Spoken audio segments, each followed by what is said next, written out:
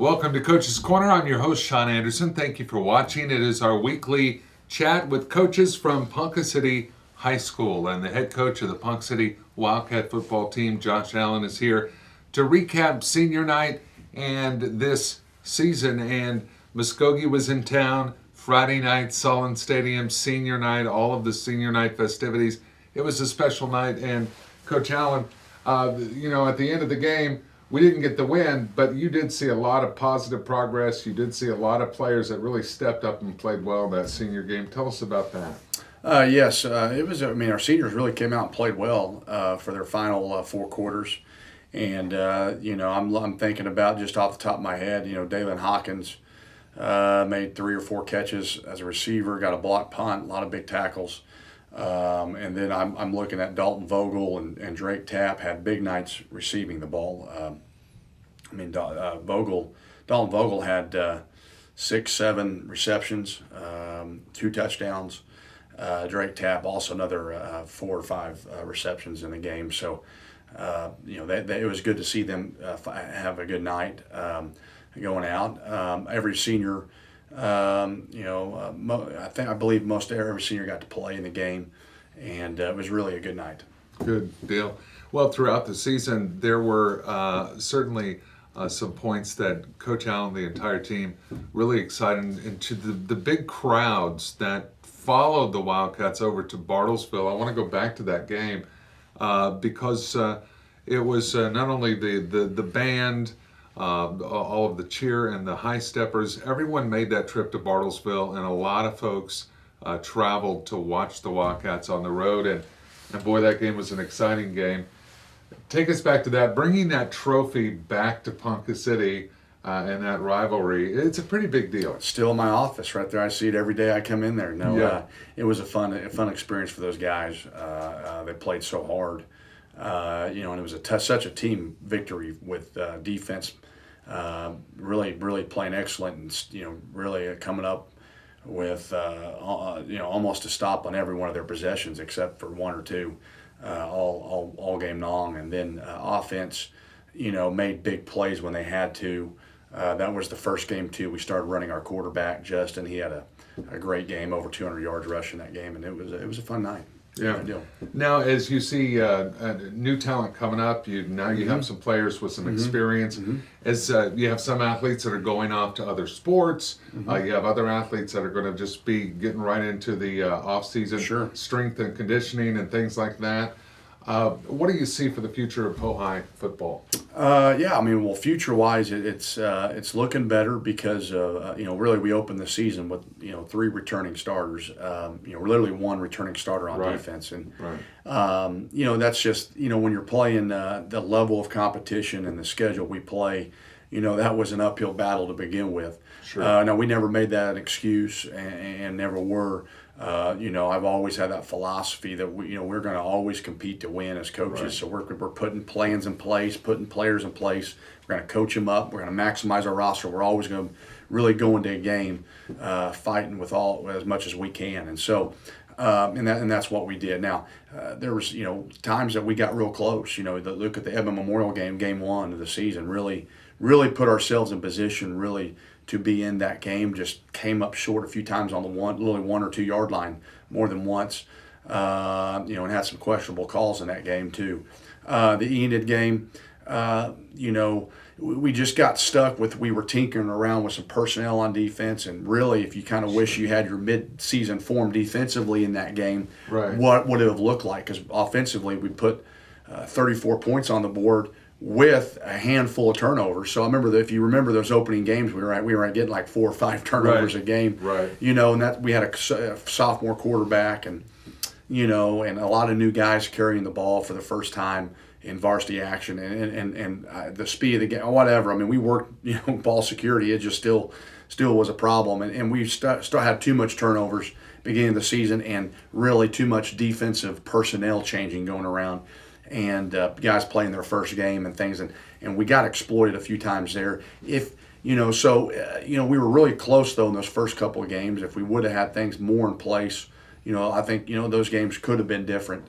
And then really we hit a midseason stretch where we just played better football teams, and still had a lot large learning curves to go as a team, and we just weren't quite ready for that level yet. And it showed on the scoreboard. And then, but we settled down and finished the season, I thought, and competed well down the stretch. Offensively, we started moving the ball. Really, our last 3 games, really moving at will down the field. We didn't always capitalize inside the red zone, but we got more consistent there offensively. And then defensively, our last 2 games we had great really plans. Norman Muskogee, we really played well defensively. In reality, they just had Muskogee had a great quarterback and receiver that was hard to stop. But other things we were doing well. Norman, offense we just didn't. Offensively we didn't put the ball in the end zone, but defense really played well. And Sepulpa was one where we wish the defense probably wishes it had back. Offense played well, but offense still didn't put the ball in the end zone enough. So, we just, I told our guys, we'll start winning when we're ready. Meaning at the same time, we got to be, we just needed to have a little more. A little more experience, you could say bigger, stronger, faster, talent, whatever we needed, and that comes with guys maturing and becoming a little more. So, we just weren't quite, at that level we needed to be at all times, but we did a lot of good things, and we got so many guys returning now. So went from having 3 returners now to literally 8 returners on defense. And about you're looking at 5 to 6 returners on offense, so it's going to be much better in that area. Yeah, absolutely. Yeah. Well, football is a game of numbers, of course, and every week, Coach Allen and the coaching staff gets what is called an eligibility report for the players, and it's something we have talked about before, but we don't talk about it very often. Sure. But you got to be proud of your student athletes. When you get those eligibility reports, the lower those numbers, the better. And tell us about your student athletes. One of the best year. I'm glad you brought that up, Sean. I'm glad because that doesn't get enough reporting. Just the intangible. Let's talk about the tangibles of the team. I thought I've been doing this 6 years. I thought our team chemistry was about as good as it's been, especially for 1-9. I've been in locker rooms that can go south, and our team chemistry really and team morale, team discipline really was very strong this year. That's a credit to coaches and players, and there's more to football than just the wins and losses. I want guys coming out there with an impact, that coaches left an impact, that they had a great experience and had fun, and they liked each other, and there was a bonding, and we pushed through hard times together and things like that, and that we got better and practice hard and did all, and I think they got a lot of that. I think they learned a lot of things, and there were some positive experiences. I think they enjoyed it and had fun throughout it. So. Those things are bigger than that. When you go to the academics, that obviously it's measured. Our ineligible list, especially, heck, I can remember my first couple of years was very sometimes large and a little nerve-wracking going into games. Really, this year might have ranked the best. I don't know. We've been pretty good on it the last 2 or so years, but we hardly had to worry about that.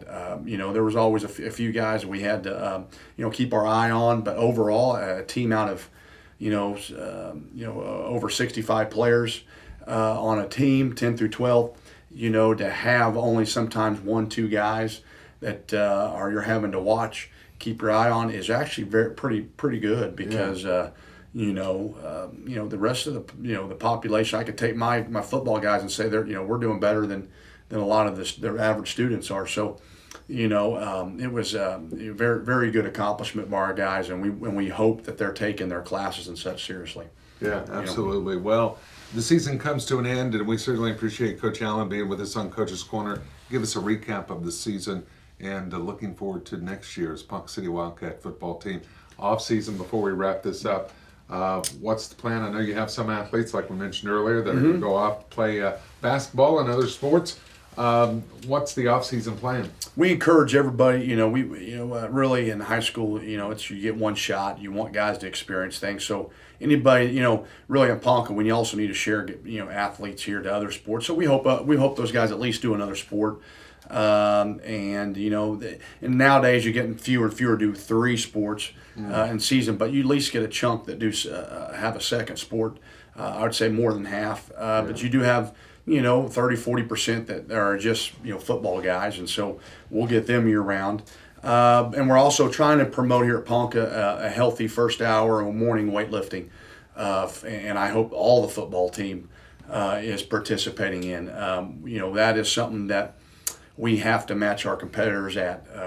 Off season in the football in the state of Oklahoma, rightly or wrongly, has increased over the years. I do think some things have gotten a little ridiculous, but that's still what our competitors are doing. Yeah. So we have to be on a modern, or what I say progressive scale of making sure we are having those setups in place and we're doing the same things that a Bixby or a Sand Springs is doing. So we have to be on that level playing field, especially sometimes when we need to be developing athletes, and the fact that we're not always going to be the biggest, strongest, fastest out there. So how much can we develop our guys to be that? Football is where as you watch it every weekend on television, obviously coaches and X and O's and play calls are great, but in the end, it usually does come down to who has the group as a group, not individual, but who has more either stronger or faster players usually tends to take over a game. Right. Absolutely. Yeah.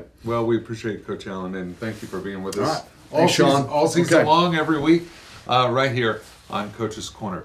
Well, coming up on this edition of Coach's Corner, we're going to be talking Ponca City Wildcat swim team. Yes, head coach Heather Harris will be right here on Coach's Corner. Stay close.